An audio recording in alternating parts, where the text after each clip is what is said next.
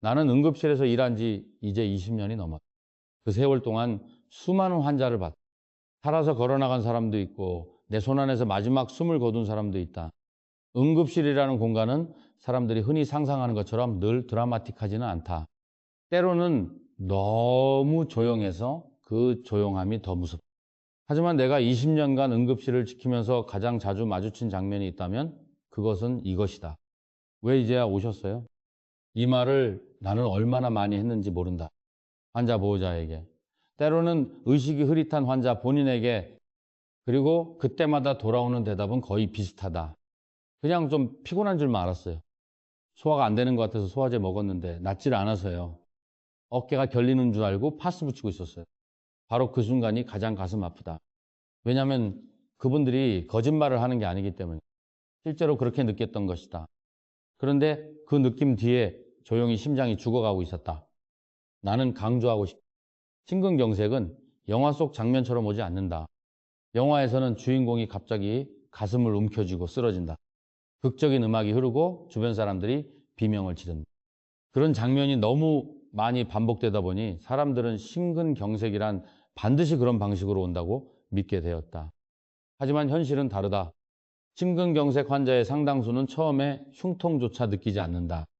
아니, 정확히 말하면 흉통이 있기는 한데 너무 미약하거나 이상한 방식으로 표현되어서 심장 문제라고 전혀 생각하지 못하는 경우가 많다.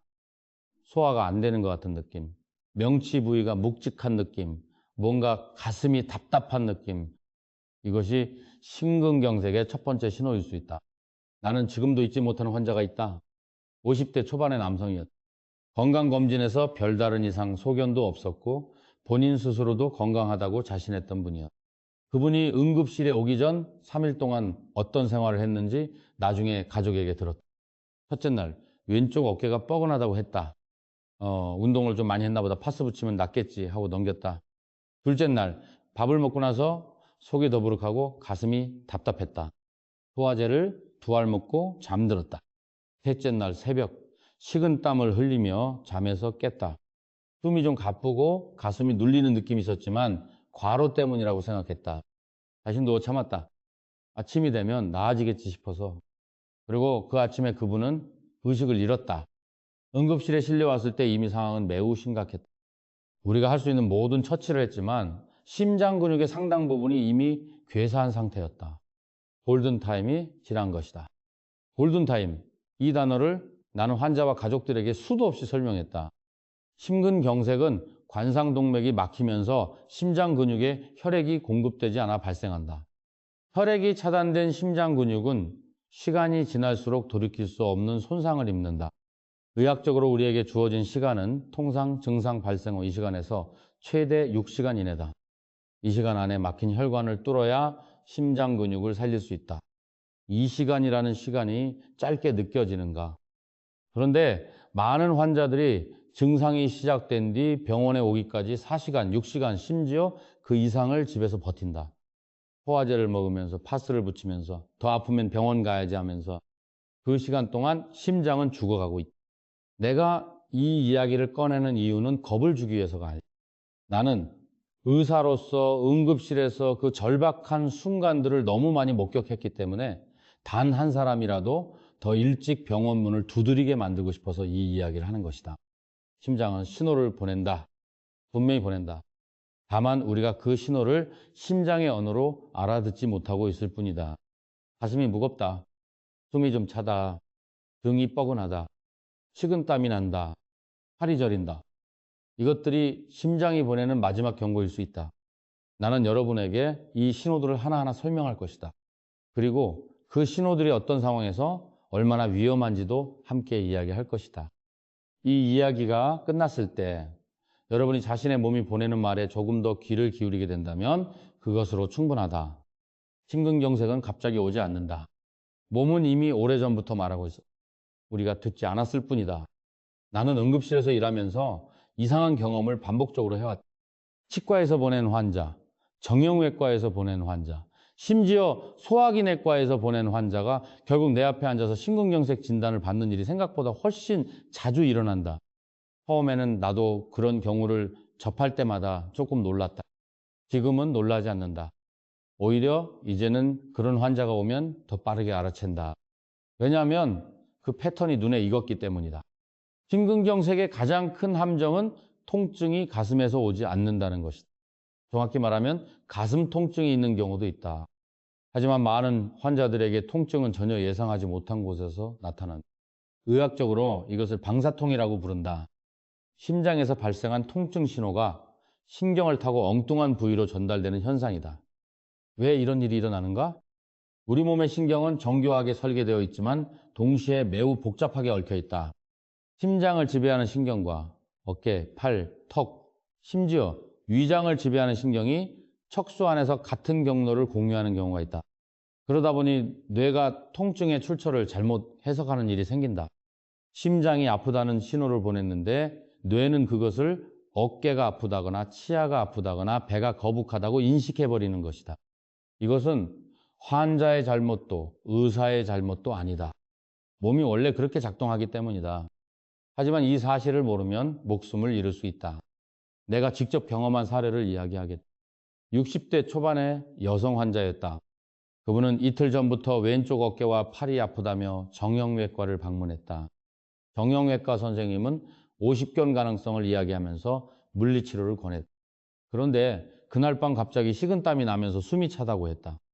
보호자가 이상하다 싶어 응급실로 데려왔다. 검사 결과는 심근경색이었다. 정형외과 선생님을 탓하는 것이 아니다. 어깨 통증만 가지고 오면 정형외과적 문제를 먼저 의심하는 것이 당연하다. 문제는 이 환자가 그전부터 이미 가슴이 좀 답답하다는 느낌을 가지고 있었고 숨이 약간 차다는 느낌도 있었는데 그냥 나이 탓, 피로 탓으로 넘겼다는 것이다. 어깨 통증에 이 두 가지 증상이 더해졌을 때 즉시 심장을 의심했어야 했다. 또 다른 사례가 있다. 50대 남성이 사흘 전부터 치아가 아프다며 치과를 2군데나 다녔다. 충치도 없고 잇몸도 이상이 없었다. 치과 선생님도 고개를 갸웃거렸다. 진통제를 처방받아 먹었는데 통증이 잡히지 않았다. 결국 아내가 억지로 응급실에 데려왔을 때 이미 심장혈관 하나가 거의 완전히 막혀 있었다. 이분은 그나마 운이 좋았다. 빠르게 시술을 받을 수 있었고 큰 후유증 없이 퇴원했다. 하지만 내가 기억하는 환자 중에는 그렇지 못한 경우도 있다. 명치 부위 통증으로 소화제를 사 먹다가 결국 응급실에 실려온 40대 남성. 그분은 위염이나 역류성 식도염이라고 스스로 판단했다. 평소에도 소화가 잘 안 됐기 때문에 이번에도 같은 문제라고 생각한 것이다. 그런데 그 명치 통증은 위장이 아니라 심장에서 오고 있었다. 내가 이 이야기를 하는 이유는 하나다. 흉통 없이도 심근경색이 올 수 있다는 사실을 반드시 알아야 한다. 그렇다면 어떻게 구분할 것인가? 나는 환자들에게 항상 이렇게 말한다. 증상 하나만 보지 말고 함께 오는 신호들을 묶어서 생각하라고. 어깨가 아프다. 이것만으로는 심장 문제라고 단정할 수 없다. 하지만 어깨가 아프면서 동시에 숨이 약간 차고 식은땀이 나고 가슴이 조금 답답한 느낌이 든다면 이야기가 완전히 달라진다. 치아가 아프다. 이것만으로는 치과 문제일 가능성이 높다. 하지만 치아 통증이 갑자기 생겼고 치과에서 원인을 찾지 못했으며 동시에 왼쪽 팔이 저리거나 명치가 불편하다면 반드시 심장을 확인해야 한다. 배가 더부룩하고 소화가 안 된다. 흔한 증상이다.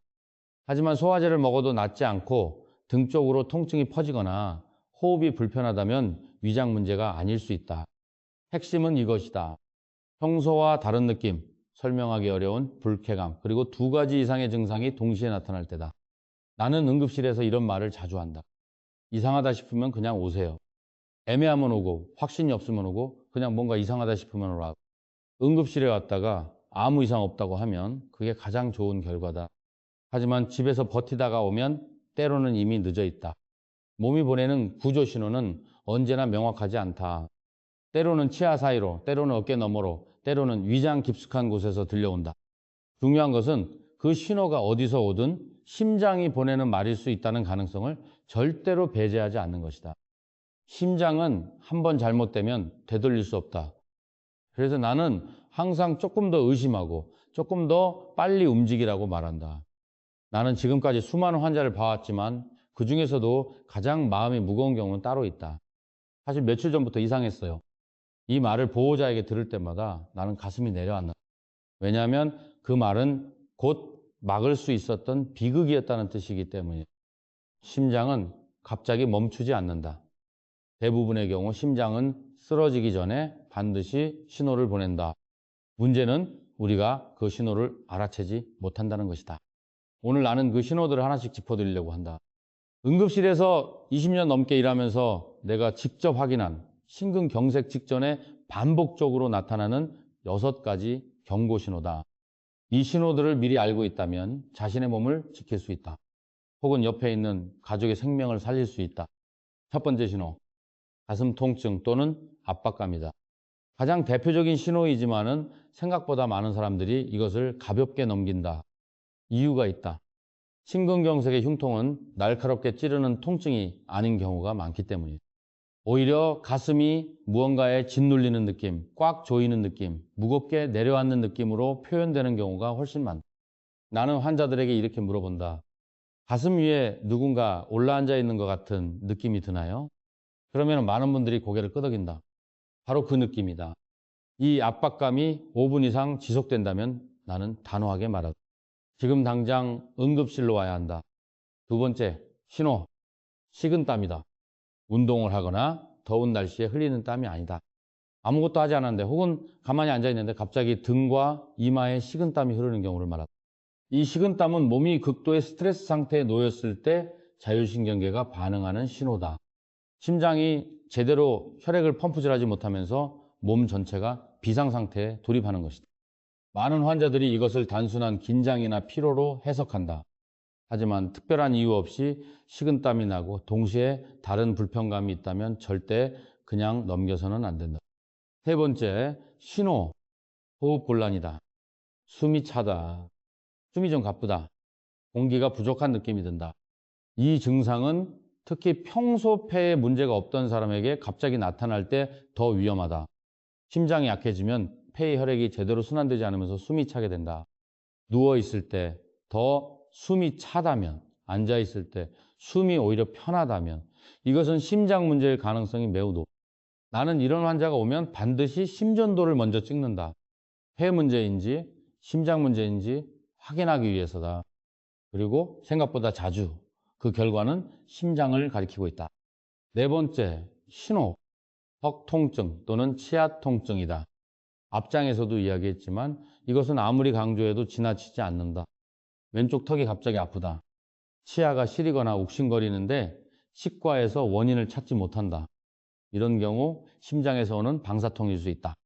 특히 이 턱 통증이 가슴 불편감이나 팔저림과 함께 나타난다면 나는 즉시 심근경색을 의심한다. 치과 예약을 잡을 시간이 없다. 응급실로 먼저 와야 한다. 다섯 번째, 신호, 어깨 통증 또는 팔저림이다. 주로 왼쪽 어깨와 왼팔에 나타나지만 오른쪽이나 양쪽 모두에 나타나는 경우도 있다. 어깨가 무겁고 뻐근하며 팔 전체가 저리거나 힘이 빠지는 느낌이 든다. 이것 역시 방사통의 일종이다. 나는 이 증상을 단독으로 보지 않는다. 어깨와 팔의 증상에 가슴 압박감, 식은땀, 호흡 곤란 중 하나라도 더해진다면 그 순간 나의 판단은 하나다. 심장부터 확인한다. 50견이나 근육 통과의 차이점은 이것이다. 근육이나 관절 문제는 특정 자세나 움직임에서 더 아프다. 하지만 심장에서 오는 통증은 자세를 바꿔도 크게 달라지지 않는다. 가만히 있어도 아프고 누워도 아프고 움직여도 아프다. 여섯 번째 신호, 다리 부종 또는 하지북이다. 이 신호는 가장 많이 간과되는 것 중 하나다. 심장 기능이 떨어지면 혈액 순환이 원활하지 않아 하체의 혈액과 수분이 고이게 된다. 그 결과 발목이나 종아리가 붓는다. 양말 자국이 깊게 남거나 저녁이 되면 발이 퉁퉁 붓는 증상이 반복된다면 심장 기능을 점검해야 한다.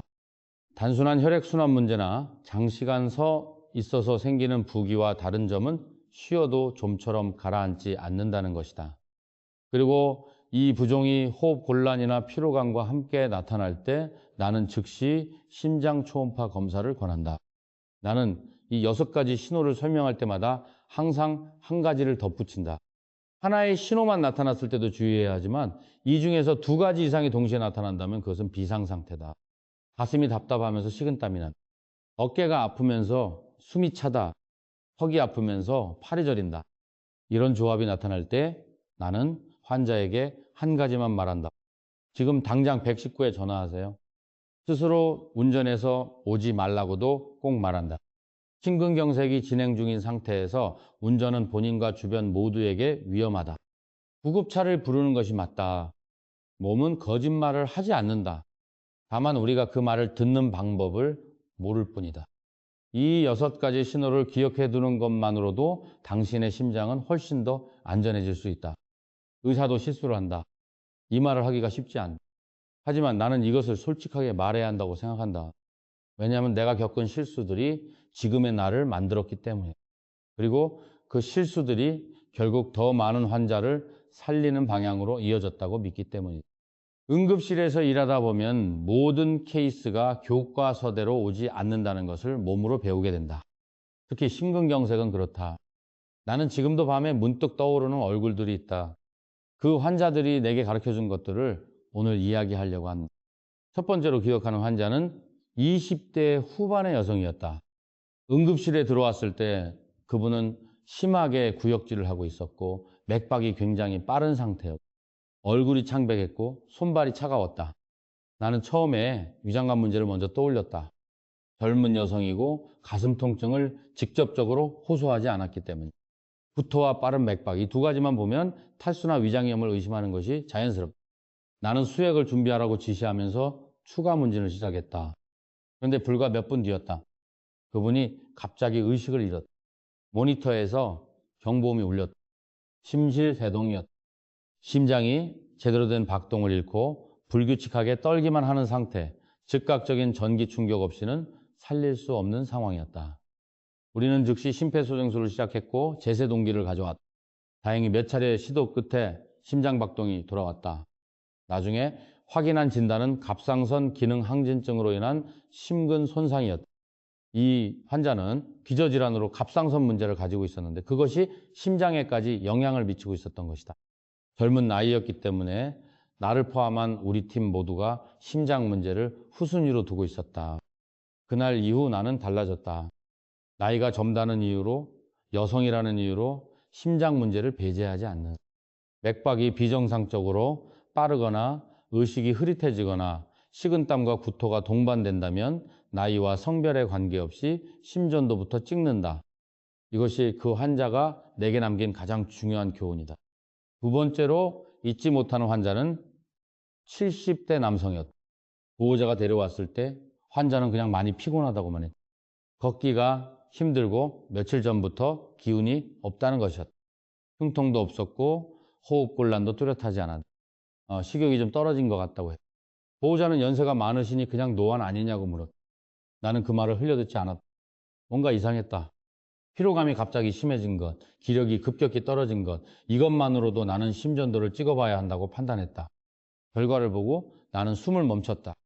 심전도에 이미 여러 날 전에 심근경색이 있었음을 보여주는 흔적이 남아있었다. 소위 말하는 무증상 심근경색이었다. 심장혈관이 막혔지만 통증을 거의 느끼지 못한 채 며칠을 지내온 것이다. 이런 일이 실제로 일어난다. 당뇨를 오래 앓은 환자나 고령 환자의 경우 신경이 손상되어 있어 통증 감각이 무뎌진 경우가 있다. 심장이 망가져가는데 아프지 않은 것이다. 오히려 이런 환자가 더 위험하다. 통증이라는 경고등이 꺼져 있기 때문에 더 늦게 발견되고 발견될 때는 이미 심장 기능이 크게 떨어진 경우가 많다. 나는 그날 이후로 고령 환자나 당뇨 환자가 막연한 피로감이나 기력 저하를 호소할 때 반드시 심장 검사를 포함시킨다. 세 번째는 40대 중반의 남성이었다. 그분은 응급실에 직접 걸어 들어왔다. 표정은 멀쩡했고 말도 또렷하게 했다. 가슴이 약간 답답하고 등 쪽이 좀 불편하다고 했다. 본인은 별것 아닌 것 같은데 아내가 억지로 오라고 해서 왔다고 했다. 나는 그 말에서 오히려 더 집중했다. 가슴 답답함과 등 통증, 이 2가지가 동시에 있다는 것이 마음에 걸렸다. 심전도를 찍었다. 이상 소견이 나왔다. 즉시 혈액 검사를 추가했고 심근효소 수치가 올라가 있었다. 심근경색 진행 중이었다. 그분은 스스로 멀쩡하다고 느끼고 있었지만 심장혈관은 그 순간에도 막히고 있었다. 우리는 바로 시술실로 보냈다. 골든타임 안에 혈관을 뚫었고 그분은 무사히 퇴원했다. 나중에 그분이 퇴원하면서 내게 말했다. 아내가 억지로 보내지 않았으면 오늘 없었겠네. 나는 그 말을 듣고 속으로 생각했다. 그 아내분이 진짜 의사였다고. 이 세 환자의 이야기가 내게 공통적으로 가르쳐 준 것이 있다. 심근경색은 우리가 예상하는 모습으로 오지 않는다. 젊은 여성의 구토로 올 수 있고, 노인의 피로감으로 올 수 있고, 멀쩡해 보이는 중년 남성의 등 통증으로 올 수 있다. 그리고 또 한 가지, 주변 사람의 직감을 무시하지 말라는 것이다. 환자 본인은 괜찮다고 해도 옆에서 오래 지켜본 가족이 이상하다고 느낀다면 그 느낌은 틀리지 않는 경우가 많다. 나는 보호자의 표정을 늘 살핀다. 그들이 불안해하는 데는 이유가 있다. 의사는 검사 결과로 판단하지만 가족은 삶 전체로 판단한다. 그 두 가지가 함께 맞아떨어질 때 가장 정확한 진단이 나온다고 나는 믿는다. 나는 오늘도 응급실 문을 나서면서 같은 생각을 한다. 오늘 내가 본 환자 중에 한 명이라도 더 일찍 왔더라면 어땠을까? 그 생각은 20년이 지난 지금도 사라지지 않는다. 아마 평생 사라지지 않을 것이다. 그리고 그 생각이 나를 계속 이 자리에 서게 만든다. 이 장에서 나는 예방에 대해 이야기하려고 한다. 치료보다 예방이 중요하다는 말은 누구나 안다. 하지만 실제로 실천하는 사람은 드물다. 왜냐하면 아프지 않은 지금 굳이 병원에 갈 이유를 느끼지 못하기 때문이다. 나는 그 심리를 이해한다. 하지만 동시에 나는 그 심리가 얼마나 위험한지도 너무 잘 알고 있다. 심근경색은 어느 날 갑자기 오는 병이 아니다. 대부분의 경우 혈관은 수년에 걸쳐 서서히 좁아진다. 콜레스테롤이 혈관벽에 쌓이고 염증이 생기고 혈관이 딱딱해지는 과정이 오랜 시간 동안 조용히 진행된다. 그러다 어느 순간 쌓여있던 플라크가 터지면서 혈전이 생기고 혈관이 막히는 것이다. 그 조용한 과정 동안 몸은 신호를 보내지 않는 경우가 많다. 혈압이 높아도 두통이 없는 사람이 있고 혈당이 높아도 증상을 모르고 사는 사람이 있고 그래서 고혈압과 당뇨를 침묵의 살인자라고 부르는 것이다.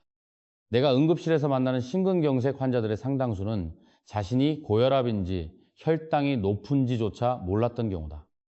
검진을 받지 않았기 때문에 모르는 것이다. 그렇다면 누가 특히 조심해야 하는가? 나는 다음과 같은 분들에게 반드시 심장 검진을 권한다. 담배를 피우는 분. 흡연은 혈관을 직접적으로 손상시킨다. 혈관 내벽에 염증을 일으키고 혈전이 생기기 쉬운 환경을 만든다. 하루에 한 갑씩 20년을 피운 분과 담배를 전혀 피우지 않은 분의 혈관 나이는 실제로 수십 년 차이가 난다. 술을 자주 마시는 분, 적당한 음주가 심장에 좋다는 이야기가 있었지만 최근 연구들은 그 주장을 강하게 부정한다. 과도한 음주는 심장 근육 자체를 손상시키고 부정맥의 위험을 높인다. 고혈압이 있는 분, 혈압이 높다는 것은 혈관이 지속적으로 높은 압력을 받고 있다는 뜻이다. 오랜 시간이 지나면 혈관벽이 두꺼워지고 탄력을 잃는다. 혈압약을 먹고 있다면 절대로 임의로 끊지 말아야 한다. 당뇨가 있는 분, 혈당이 높은 상태가 지속되면 혈관이 손상된다. 특히 당뇨 환자는 앞서 말했듯이 신경 손상으로 인해 심근경색이 와도 통증을 느끼지 못하는 경우가 있어 더욱 철저한 관리가 필요하다. 고지혈증이 있는 분, 혈중, 콜레스테롤이 높으면 혈관 벽에 플라크가 쌓인다. 이것이 심근경색의 직접적인 원인이 된다. 수치가 높다는 말을 들었는데 약을 안 먹겠다는 분들이 있다. 나는 그분들에게 항상 말한다. 지금 증상이 없는 것이지 혈관은 지금 이 순간에도 좁아지고 있다고. 가족 중에 심장병 환자가 있는 분, 유전적 요인은 무시할 수 없다. 부모나 형제 중에 심근경색이나 협심증을 겪은 사람이 있다면 본인도 정기적인 심장 검진이 필요하다. 남성의 경우 45세 이상, 여성의 경우 55세 이상. 나이 자체가 위험인자다. 특히 여성은 폐경 이후 에스트로겐이 감소하면서 심혈관 질환 위험이 급격히 올라간다. 여성은 심장병에 걸리지 않는다는 오해가 아직도 있는데 그것은 사실이 아니다. 그리고 한 가지 더 젊다고 안심하지 말라고 나는 강조한다. 최근 들어 30대, 40대 심근경색 환자가 늘고 있다. 과도한 스트레스, 불규칙한 식습관, 수면 부족, 운동 부족이 그 원인이다. 나이는 숫자에 불과하다는 말이 심장 건강에 있어서는 위험한 착각이 될 수 있다. 예방을 위해 내가 권하는 것들은 복잡하지 않다. 혈압과 혈당, 콜레스테롤 수치를 정기적으로 확인하라. 이 세 가지 수치를 알고 있는 것만으로도 심근경색 예방의 절반은 된다. 담배는 반드시 끊어야 한다. 금연은 심혈관 질환 예방에 있어 가장 효과가 큰 단 하나의 행동이다. 금연 후 1년이 지나면 심장마비 위험이 절반으로 줄어든다는 연구 결과가 있다. 규칙적인 운동을 해야 한다. 매일 30분 이상 걷는 것만으로도 심혈관 건강에 큰 도움이 된다. 격렬한 운동이 아니어도 된다. 꾸준함이 강도보다 중요하다. 그리고 몸의 신호에 귀를 기울여야 한다. 이상하다 싶으면 참지 말고 병원에 와야 한다. 괜찮아지겠지, 조금 있다 나아지겠지 하는 생각이 골든타임을 놓치게 만든다. 나는 이 이야기를 마치면서 처음으로 돌아가고 싶다. 응급실에서 내가 가장 자주 하는 말. 왜 이제야 오셨어요? 이 말을 더 이상 하지 않아도 되는 날이 오기를 나는 바람. 환자들이 더 일찍 증상이 가벼울 때, 심장이 아직 살아있을 때 오기를 바란다. 심장은 한 번밖에 없다. 바꿀 수도 없고 빌릴 수도 없다. 지금 이 순간 뛰고 있는 그 심장이 계속 뛰게 하는 것, 그것이 내가 이 이야기를 한 이유이고 여러분이 이 이야기를 들어야 하는 이유다. 당신의 심장이 보내는 말에 귀를 기울여 주기를 바란다. 아직 늦지 않았을 때